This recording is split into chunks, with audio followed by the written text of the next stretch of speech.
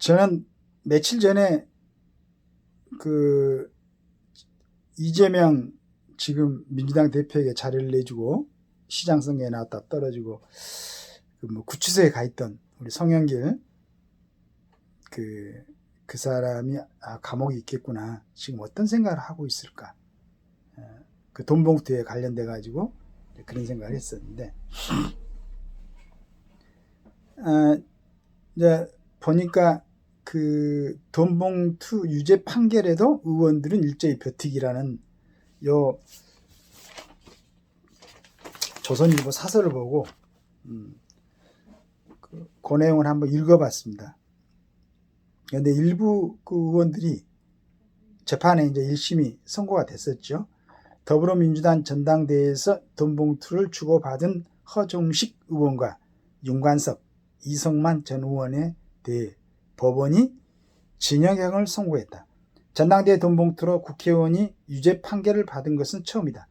이들은 2021년 민주당 전당대회를 앞두고 송영길 전 대표 지지 모임에 참석해 300만 원이 든 돈봉투를 주고받은 혐의다. 재판부는 정당 내부 선거에서 선거인을 돈으로 매수하는 건 민주주의의 뿌리를 흔드는 중대범죄라고 했다. 그런데 이들과 함께 돈봉투를 받은 혐의로 수사받고 있는 민주당 현역 의원 6명은 검찰이 이딴 소환 통보에도 불응하며 버티고 있다. 같은 혐의를 받고 있는 사람들이 수사를 거부하는 방법으로 유죄 선고를 피하고 있는 것이다. 이번 재판에서 송 전 대표의 측근과 전직 보좌관, 스폰서, 전달책 등은 모두 돈봉투 수사 사실을 자백했다. 혐의를 입증할 만한 내용도 다 드러났다. 증거가 명백해 부인할 도리가 없다. 그런데 현역 의원 6명은 의정활동 중이라는 이유로 조사에도 불응하고 있다. 여기에 이제 좀 문제가 되죠. 깨끗하게 이런 혐의가 있으면은 당연히 거기에 대해서 대가를 치러야죠. 불체포 특권 뒤에 숨어 처벌을 피하려는 것이다. 우리 사회에서 국회의원 아닌 누가 이럴 수 있겠나. 이번 돈봉투 사건은 검찰이 시작한 게 아니다. 민주당 전 사무부총장의 휴대전화 통화 녹음이 언론에 보도된 것이 발단이었다. 그런데 민주당 의원들은 정치보복이라고 했다. 민주당 사람이 민주당에 대해 정치보복을 하니 하나 송 전 대표는 검찰 자진 출두 이벤트를 벌이면서 뒤로는 휴대전화 기록을 없앴다. 총선 때는 정치검찰 해체당을 만들어 옥중 출마했다. 민주당은 불체포 특권을 포기하겠다고 하더니 돈봉투를 받은 의원들이 앞장서서 윤관석, 이성만 전 의원에 대한 체포 동의안을 부결시켰다. 돈봉투 의원 상당수를 총선에 다시 공천해 의원으로 만들어줬다. 돈봉투 사건 수사를 한 검사에 대한 탄핵 청문회까지 열었다. 이러던 사람들이라면 유죄 판결 이후엔 사과 한마디라도 하는 게 옳다. 하지만 침묵뿐이다. 그리고 이제 이런 부분에 대해서는 또 그 2심이나 최종심이 어떻게 연결이 되는가 모르겠어요. 또 뭐 해당 의원들이 임기를 다 끝나고 마무리되고 다음 총선에 또 출마할 때까지도 그 최종심이 확정이 안 될 건가 이런 뭐 생각도 해봅니다. 그런 지금 모습들이 있죠.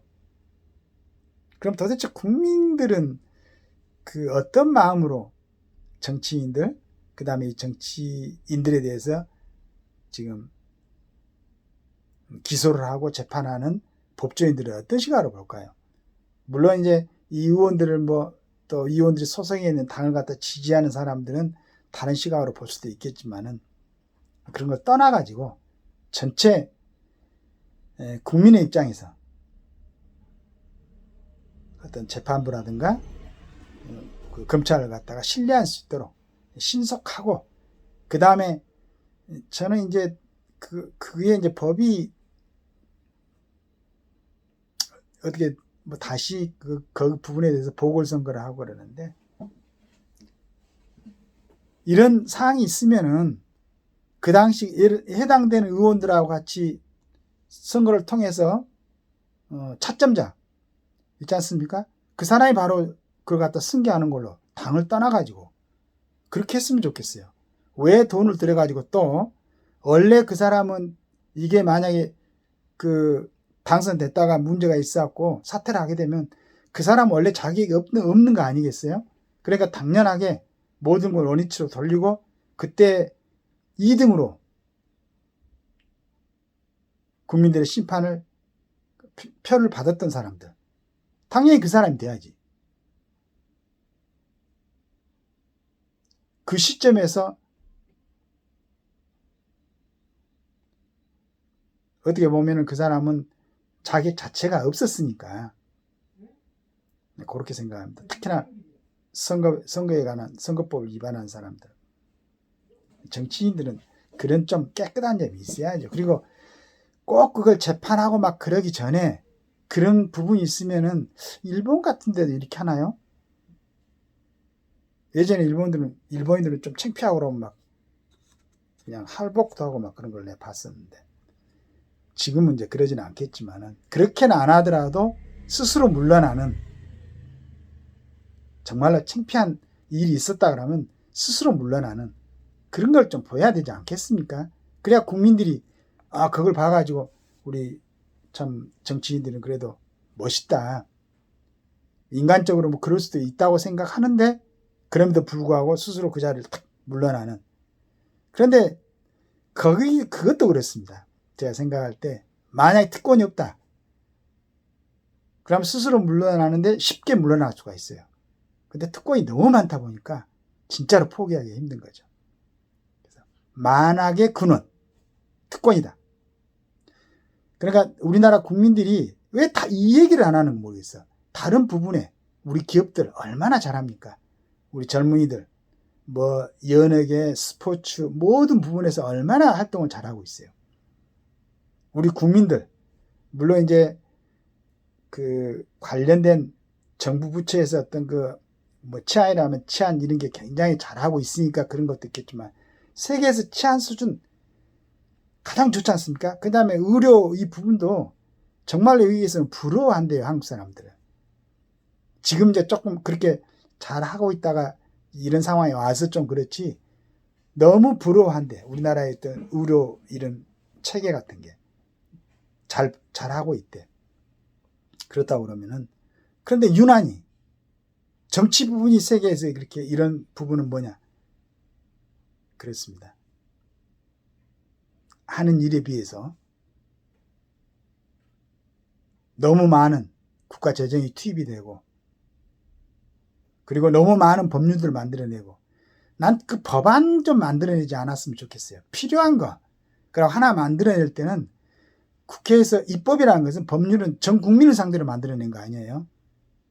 그러면 전 국민이 과연 좀 고민들을 했다가 이게 지금 말고 쭉 진행하면서 우선 급한 것은 예를 들어서 뭐 이제 국정원에 그 수사권 갖다가 뭐 경찰에 돌렸다 이런 건 빨리 해야지.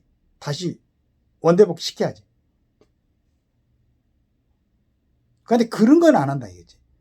그리고 정치하는 사람들 재판하면은 그게 빨리 이 부당하게 만약에 그 당선이 됐거나 임기 중에 부당한 위법한 이런 사람 한 건 그날부터 그나마 재판이 시작되면은 활동을 중지시키고 모든 걸 갖다가 해야지. 그런데 그게 아니라 무슨 무죄 추정의 원칙 이건 이제 일반 국민들이 힘없는 사람들 자기 죄를 갖다가 참 이렇게 증명하기도 어려운 이런 좀 가벼운 형벌을 짓는 사람들 이런 사람들한테는 그런 게 주고 일반 국민들도 정말로 인간으로서 할 수 없는 중차대한 범죄를 저지르거나 몇 년 이상의 형을 하는 사람들은 그런 걸 그 고의성이 다분하고 그런 것은 안 되죠. 그래서 정치인들 제가 항상 얘기하지만은 정치인들 일정 이상의 고위 공직자들은 재판이 시작되면은 일단은 모든 활동을 중지시키고 결론이 날 때까지. 그런데 결론이 날 때까지 그냥 그걸 인정해 주니까 말이지 이게 너무 불합리하다라는 생각을 하고 있습니다.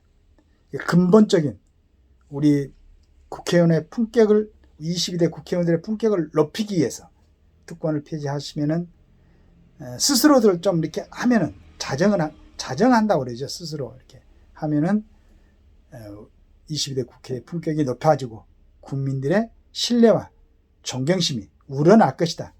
저는 그렇게 생각합니다. 감사합니다.